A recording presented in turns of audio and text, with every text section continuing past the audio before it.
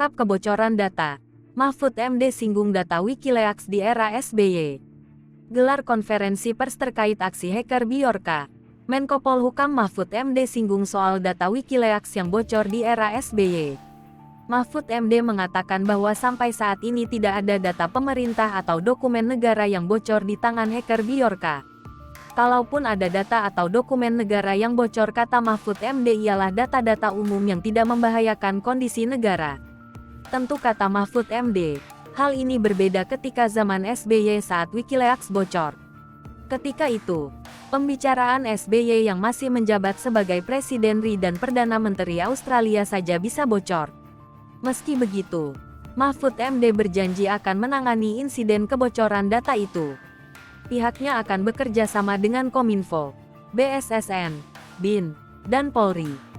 Mahfud MD juga meminta agar masyarakat bisa tenang dalam informasi kebocoran data tersebut. Diketahui sebelumnya nama hacker Bjorka melambung ke publik setelah mengaku membobol 1,3 miliar data SIM card warga Indonesia. Bjorka juga mengaku membobol dokumen negara. Kasus super semar dan pembunuhan aktivis Munir Thalib pun mencuat kembali.